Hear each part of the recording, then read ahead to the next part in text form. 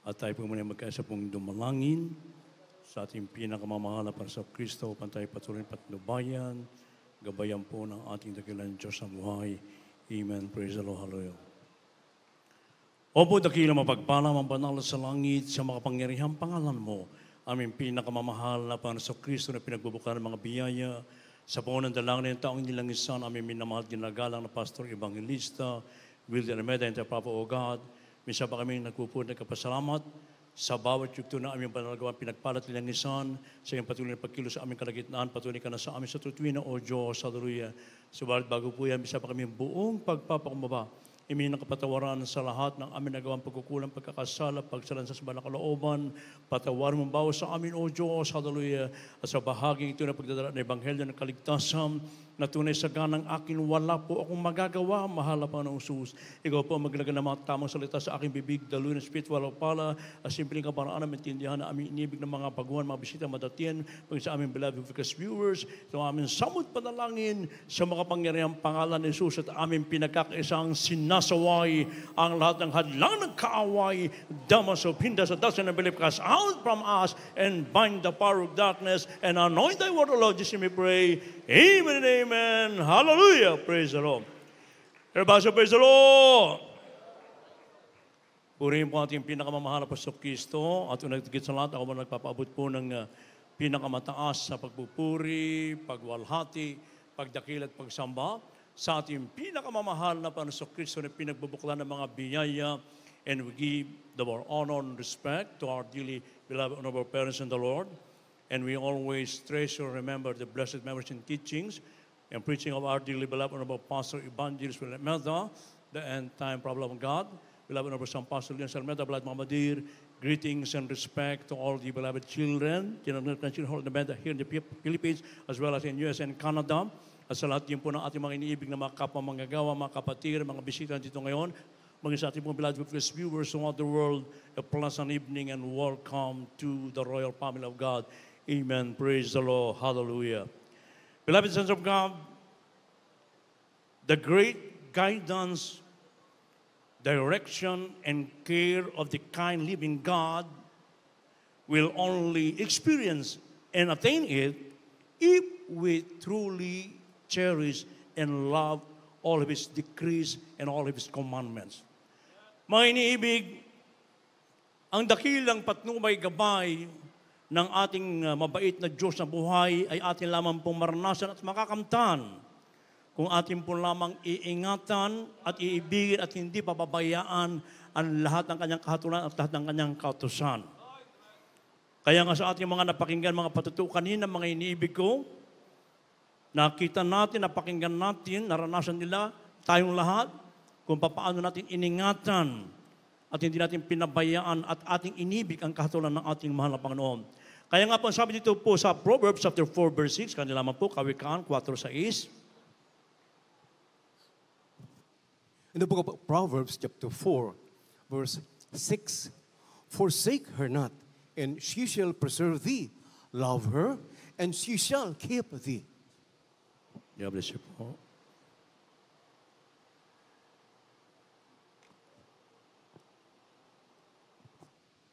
Mga Kawikaan, Kapitulo 4, versikulo 6. Huwag mo siyang pabayaan at iingatan kanya. Ibigin mo siya at iingatan kanya. Purihin po ang ating pinakamamalapanan and God bless His word. So napakaliwanag ang sinasabi ng banal na kasulatan, patuloy lamang po nating matatamasa, makakamtan ang dakilang pag-iingat, proteksyon, pagmamahal ng ating dakilang sa buhay, kung patuloy po nating iingatan at hindi natin pababayaan, iibigin natin ang lahat ng kahatulan ng ating pinakamamahal na Panginoon Jesus. At dito hindi nagkulang sa atin, ang ating beloved children, ng pagtuturo pangaral sa atin, na tayo po ay kinakailangan mag-ingat sa tutuwina. I-treasure natin ang Word of God. Kung maaari, may inibig ko, ang laman ng ating mga puso at kaisipan ay puro lamang yung banal na salita ng ating pinakamamahal na Panginoon upang hindi po tayo maagaw ng kaaway. At magsabing praise the Lord. Kaya panghawakan po natin yung ating makaligtasan, ingatan po natin mainam yung ating pong pananampalataya na nasa atin, na ito po hindi na po maaagaw pa ng kaaway ng Diyos, mga inibig ko. Kaya nga ang salibutang ito, and sad to say, ang salibutang ito, mga inibig ko, ay talagang hindi nila kailanman makakamtan ang dakilang pag-iingat ng ating pinakamamahal na Panginoon, sapagkat unang-una, mali sa pagsamba sa Diyos. Pangalawa, hindi, kung nandun man sa katotohanan, kulang din sa pagsunod at pagtalima sa inuutos ng ating dakilang Diyos sa buhay. Kaya maalala ko ang sinabi natin, minamahal ginagalang na pastor, kahit ikaw ay nasa katotohanan, kung hindi mo naman kinatalima, iniingatan ng mainam ang banal na salita ng Diyos, wala ka rin kaligtasan. Ganon din ang mga wala sa katotohanan. Kahit anong pagsusumikap nila na tinatalima, sinasagawa yung kalooban ng Diyos, subalit dahil nga sa maling pagsamba sa Diyos, minibig ko, hindi rin sila makakarating doon sa piling ng ating pinakamamahal na Panginoon. Kaya nga, mga inibig ko, ingatan natin na mainam. At sa ating pong pag-iingat, mga inibig, habang tayo nag-iingat sa tipan ng ating pinakamamahal na Panginoon, habang ating iniibig ang dakilang kautusan ng ating dakilang sa buhay, sa mga napakinggan natin patuto kanina, mga inibig ko, nasa pass lane sila. Biglang sumabog ang gulong, mga inibig ko. Pag nasa pass lane ka, pinakamahina dyan, 100, mga inibig ko. Either, pag yan ay sumabog, mag-turn turtle ang iyong sasakyan. Subalit, dahil po ang ating mga kapatid ay mainit na naglilingkod sa ating mahal na Panginoon, iniingatan ang dakilang tipan ng ating dakilang sa buhay, kaya unti-unti silang napunta sa gilid, iniligtas ng ating pinakamamahal na Panginoon. Everybody, praise the Lord. Maraming pag-iingat sa ating dakilang sa buhay. Ang sanlibutan ito, mga inibig ko, maghatid lamang. Isipin mo, maghatid lamang ang kanyang mga mahal sa buhay, napahamak. Oh? Ganun pag wala tayo sa ating pinakamamahal na Panginoon. At ganun din ang ating kalalagayan dati, mga inibig ko. At tayo lubos na nagpapasalamat sa isang araw, napakinggan natin ang ating dearly beloved Honorable Pastor Evangelist Almeida sa pamamagitan ng radio program, TV program, sa mga ganitong gawain, sa mga krusada, preaching the word of God with power and anointing. Lahat tayo na tumalima, isinagawa ang kabanal na kalooban ng Diyos. Lahat po tayo naranasan natin, nakita natin, nadama natin ang pag-iingat ng ating pinakamamahal na Panginoon. A biblical example, mga inibig ko. Kung paano, mga inibig, si King Hezekiah, one of the blessed king in Israel, na siya po ay merong sakit ikamamatay. At po naman, sa English naman po basahin ito, kindly, beloved Doc. Sa English naman po basahin. Sa 2 Kings chapter 20, verses 1 up to 6. From the second book of the Kings, chapter 20, from verse 1 up to verse 6. In those days was Hezekiah sick unto death. And the prophet Isaiah, the son of Amos, came to him and said unto him, Thus saith the Lord, Set thine house in order, for thou shalt die and not live. Then he turned his face to the wall and prayed unto the Lord, saying, I beseech thee, O Lord, remember now how I have walked before thee in truth and with a perfect heart, and have done that which is good in thy sight. And Hezekiah wept sore.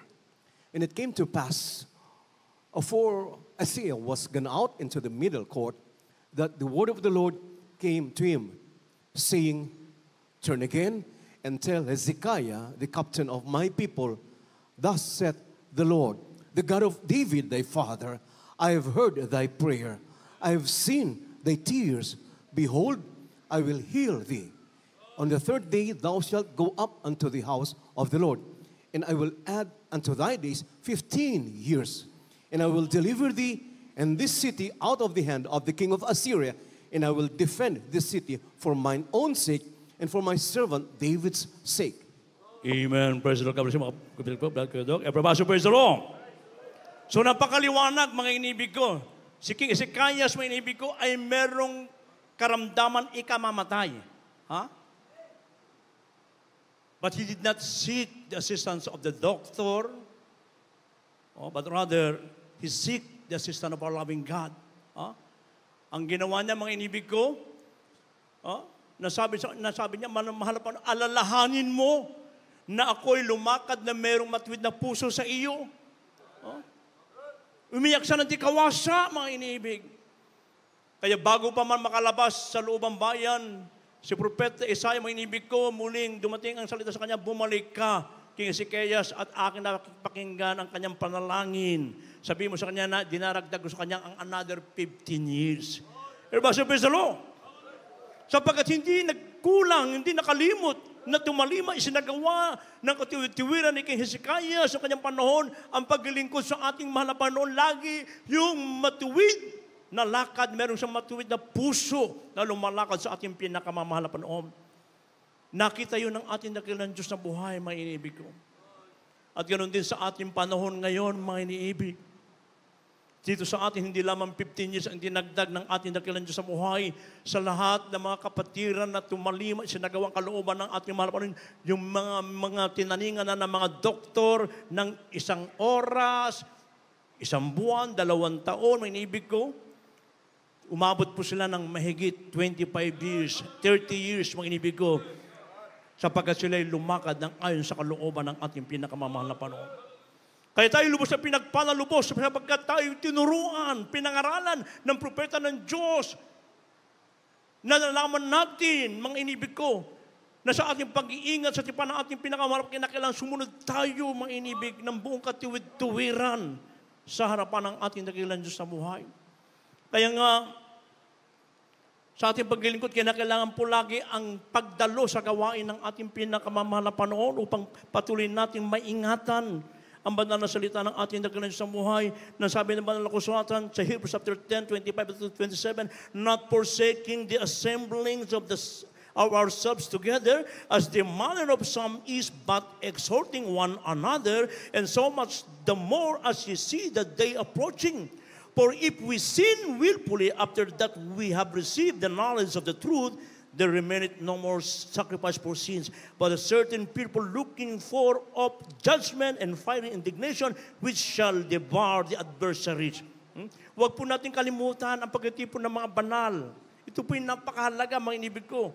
Kaya kahit na po tayo ay magpalipat-lipat ng ating venue, ang mga anak ng Diyos na mga nag-iingat sa tipan ng ating malapanon, walang ginagawa kundi sumunod lamang po ng sumunod.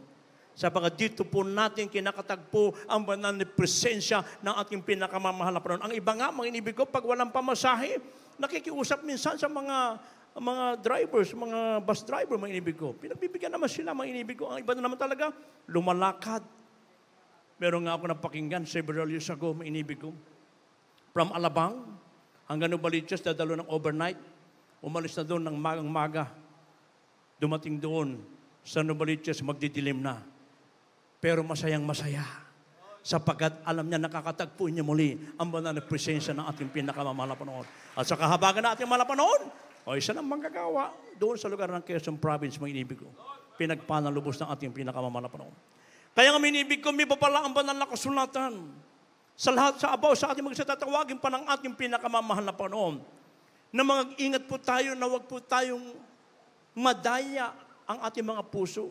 Ano po sabi po dito sa from the book of Deuteronomy chapter 11 verse 6, 16, kanilang po.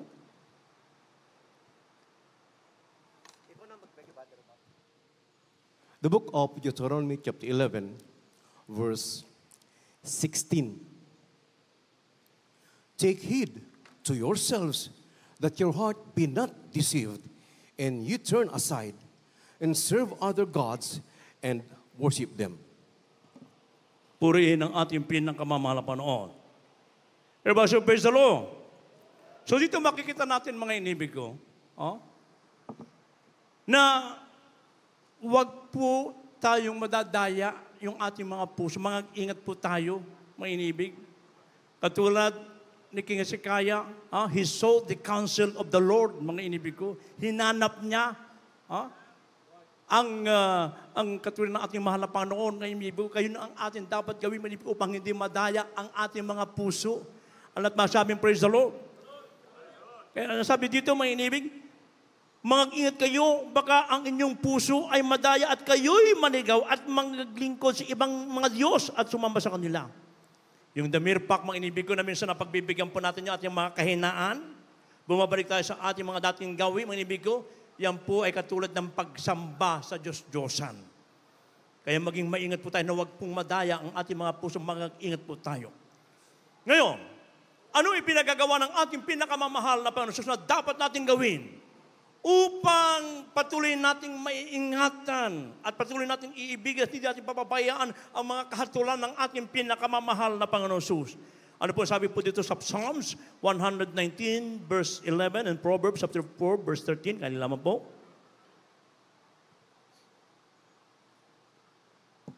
The book of Psalm chapter 119 verse 11. Thy word have I hid in mine heart that I might not sin against thee. The book of Proverbs chapter 4 verse 13. Take fast hold of instruction. Let her not go. Keep her, for she is thy life. God bless you po.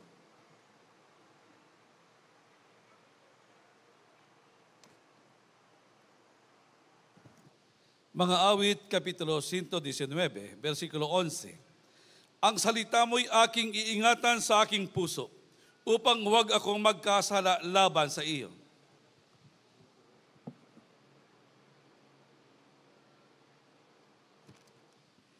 Dito po sa aklat ng Kawikaan, Kapitulo 4, versikulo 13.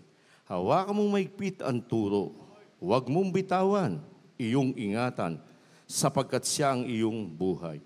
Purihin ang ating dakilang sa buhay. Palakpakan mo natin ang dakilang sa buhay. Everybody, praise the Lord! So ito po ang maliwanag na pinagagawa ng ating dakilang Diyos upang patuloy nating maingatan na hindi pababayaan ang kanyang kahatulan bagkus ito'y laging iibigin, mainibig ko. Oh? Ang salita mo'y aking iingatan sa aking puso upang huwag akong magkasala. Kaya nga ang banal na salita ng Diyos, napakahalaga. Kung ating ingatan ng mainam ang kanyang banal na salita, ligtas tayo, maliban na tayo magsisampalataya na walang kabuluhan. Kaya panghawakan po natin yung tinuro sa atin dearly beloved, honorable person, the Lord. The whole of the family, minibig ko. Panghawakan po natin yan. We have to meditate the Word of God day and night. Ang banal na kasulatang ito, mainibig ko, hindi lamang natin nababasa, nabubuklat pag-araw ng ating banal na gawain, pag-araw na uli ng Biyernes mabubuksan, hindi po. We have to meditate it. Lagi nating bubuksan, bubulay-bulayin ang dakilang kautusan ng ating marapas sapagat dito tayo pagpapalain ng ating pinakamamahal. Dito tayo pagiginhawahin, dito tayo magtatagumpay, anumang mga kalamidad, anumang mga kasamaan ang darating sa mundong ito, may inibig ko, hawakan mo, sabi. Hawakan mong mahigpit ang turo, huwag mong bibitawan, iyong ingatan sapagat siya iyong buhay. Palakpakan natin pinakamala panahon. Everybody, praise the Lord! Kaya yung turo at aral sa atin, dearly beloved honorable person, the Lord, ito po yung ating pong panghawakan hanggang sa kanyang nalalapit na pagbabalik. We are in the last days, perilous time. Redeeming the times for the days are evil. Nasa huling panahon na po tayo, mga inibig ko. Yung mga nangyayari ngayon, kaguluhan pa tayong kaliwat kanan, ang napipintong gera, mga inibig ko, sa buong mundo, ang mga pagputok ng bulkan, kung sabay-sabay puputok yan, mga inibig ko, tapos andyan pa yung paglindol, yung the big one, saan pupulutin ang tao? Ang tao, ngayon, nagpiprepare sila. Grabe preparation nila sa mga the big one na yan. Gumagas by the millions. Pero isang bagay ang kanilang nakalimutan, ang kanilang dapat paghanda ay maglingkod, lumapit at ingatan ang banal na salita ng ating pinakamamahal na panahon. Kaya sa atin, mga iniibig, ano man ang mga dumating na makasamaan sa mundong ito, sabi ng banal na kasulatan, hindi ka matatakot maging sa pagpasok mo, maging sa paglabas mo, sapagat meron Diyos na nakapatnubay, gabay sa bawat sa atin. Everybody, praise the Lord! At pag nagawa natin mga bagay na yan, ang pangako ng ating mahal na Panginoon, pagpatuloy natin iningatan, tinitreasure ng kanyang banal na salita, hinahawakan, huwag mong bibitawan. Ano ang kanyang pangako? Last verse, dito po sa Psalms 121, verses 7 and 8. Maganda ng mga wit, manunod to. In the book of Psalm chapter 121, verses 7 and 8. The Lord shall preserve thee from all evil. He shall preserve thy soul. The Lord shall preserve thy going out and thy coming in from this time forth and even forevermore. God bless you po.